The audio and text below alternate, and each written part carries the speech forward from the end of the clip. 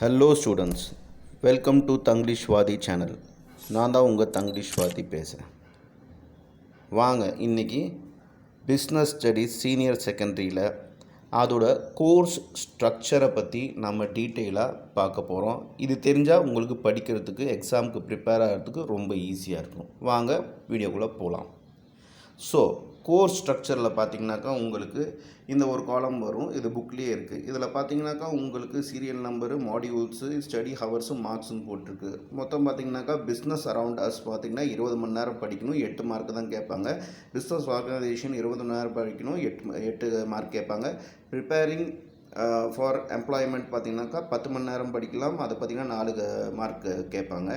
அப்புறம் பார்த்தீங்கன்னாக்கா business management nature and ஸ்கோப்பில் பார்த்தீங்கன்னாக்கா உங்களுக்கு 15 மணி நேரம் படிக்கணும், 25 மணி நேரம் படிக்கணும், அதில் 10 மார்க் கேட்பாங்க.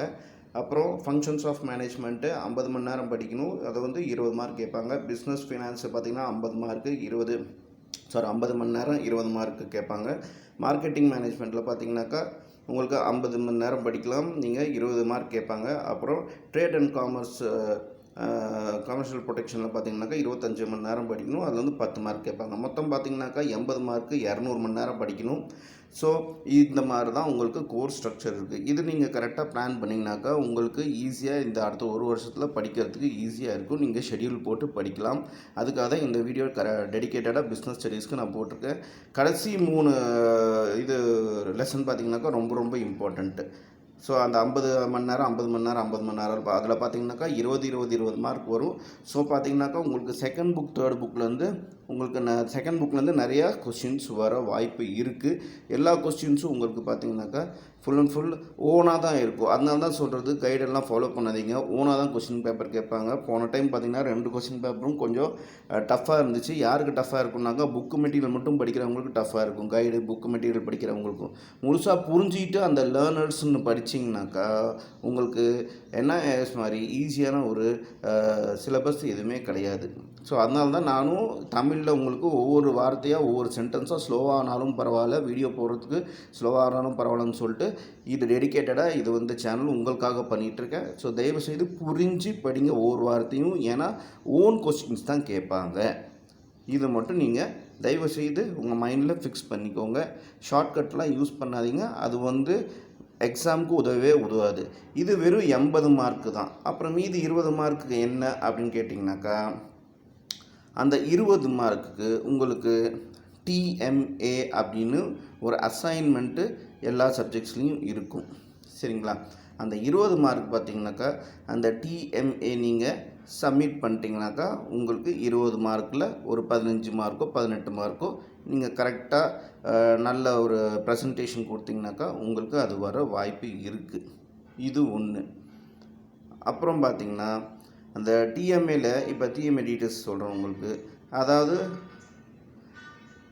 பார்த்திங்கனாக்கா இது போட்டிருக்கு டியூமர் மார்க்கு. டிஎம்ஏ பார்த்திங்கனாக்கா 20 மார்க் இருக்கும். இதில் பார்த்திங்கனாக்கா உங்களுக்கு 80% தியரியில் எழுதுவீங்க, 20% இந்த மார்க் வரும். இந்த டிஎம்ஏ மார்க்கு கரெக்டாக பர்ஃபார்மன்ஸ் இருந்துச்சுனாக்கா உங்களுக்கு 15 18 கொடுப்பாங்க. 20க்கு 20 கொடுக்குறது ரொம்ப ரேரு. அதுக்கு நல்ல பர்ஃபார்மன்ஸ் பண்ணியிருக்கணும். ஸோ இது ரெண்டும் சேர்த்தி தான் உங்களுக்கு 100 மார்க்கு அப்படின்னு பிஸ்னஸ் ஸ்டடீஸில் சொல்கிறாங்க. ஸோ முதல்ல புக்கு வந்தோடனே டிஎம்ஏன்ட்டு ஒன்று வரும் புக்கு தனியாக. அதில் கொஸ்டின்ஸ் ஒரு 20 கொஸ்டின்ஸ் பக்கத்து கேட்டிருப்பாங்க, 10 20 கேட்பாங்க. ஸோ அதுக்கு தகுந்த மாதிரி நீங்கள் முதல்ல டிஎம்ஏவே ப்ரிப்பேர் பண்ணிக்கோங்க. டிஎம்ஏ நீங்கள் ப்ரிப்பேர் பண்ணிட்டீங்கனாக்கா உங்களுக்கு அதுக்கப்புறம் 20 மார்க்கு ரொம்ப ஈஸியாக அதுலேயும் நீங்கள் வாங்கிடலாம். ஸோ அது உங்களுக்கு ஒரு ப்ளஸ் பாயிண்ட்டாக இருக்கும். உங்களுக்கு ஒரு தைரியம் இருக்கும். ஓகே ரைட்டு, நம்ம 20 மார்க்கு பிஸ்னஸ் ஸ்டடீஸில் நம்ம பார்த்து எழுதுறது தான். டிஎம்ஏங்கிறது பார்த்து எழுதுறது தான். ஸோ அது பார்த்து எழுதுங்க. ஓகேங்களா? நீட்டாக எழுதுங்க. இப்போ அடுத்தது பார்த்திங்கன்னா உங்களுக்கு ஃபஸ்ட்டு லெசன்லேருந்து எவ்வளோ கேட்குறாங்கனாக்கா அதை ஏற்கனவே சொன்ன மாதிரி 8 மார்க்கு. பிஸ்னஸ் அரவுண்ட் அஸ்லேருந்து 8 மார்க்கு. 20 மணி நேரம் நீங்கள் இதுக்கு டைம் எடுத்துக்கலாம். கரெக்டாக நீங்கள் ஷெட்யூல் டைம் டேபிள் போட்டு ஒரு நாளைக்கு இந்த டாபிக் படிக்க போகிறேன், இன்னொரு நாளைக்கு இந்த டாபிக் படிக்க போகிறேன் அப்படின்னு நீங்கள் ஷெட்யூல் போட்டு நீங்கள் படிச்சிங்கனாக்கா இது பெரிய விஷயம் கிடையாது, ரொம்ப ஈஸி தான். சரிங்களா? ஸோ அதனால தான் எந்த ஒரு கொஸ்டினுக்கு டவுட்டாக இருக்கும் புரியலன்னா கேளுங்கன்னு சொல்கிறது. அடுத்தது பார்த்திங்கனாக்கா இப்போ மாடியூல் 1 முடிஞ்சிடுச்சா? அடுத்தது இதில் நேச்சர் அண்ட் ஸ்கோப் ஆஃப் பிஸ்னஸ்னு 1.1 டாபிக் வருது. Economic activities, business provision and employment, characteristic of business, objectives of business, significant of business, classification of business activities. இது ரொம்ப நல்லாயிருக்கும், ரொம்ப இன்ட்ரெஸ்டிங்காக இருக்கும். ஒரு பிஸ்னஸில் ப்ரொஃபஷனில் எம்ப்ளாய்மெண்ட்டில் எந்தெந்த மாதிரி எக்கனாமிக் நான் எக்கனாமிக் ஆக்டிவிட்டி எல்லாமே நீங்கள் படிப்பீங்க. அதாவது காசுக்காக வேலை செய்கிறது, சர்வீஸ்க்காக வேலை செய்யுது, காசுக்காக வேலை செய்யாமல் தர்மம் அந்த மாதிரி ஒரு சர்வீஸ்க்காக வேலை செய்கிறது, இதெல்லாமே எக்கனாமிக் நான் எக்கனாமிக்னு வந்திருக்கு. ஏற்கனவே வீடியோ அப்லோட் பண்ணியிருக்கேன், அதை பார்த்துக்கோங்க. ஸோ இதை புரிஞ்சு படிங்க. இதுதான் ஃபஸ்ட் டாப்பிக்கு.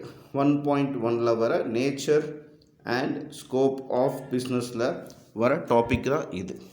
ஓகேங்களா? ஸோ இந்த மாதிரி புரிஞ்சு பொறுமையாக படிங்க. டைம் நிறையாவே இருக்குது. 2 புக்கா அப்படின்னு நினைக்க வேண்டாம், டைம் நிறையா இருக்குது.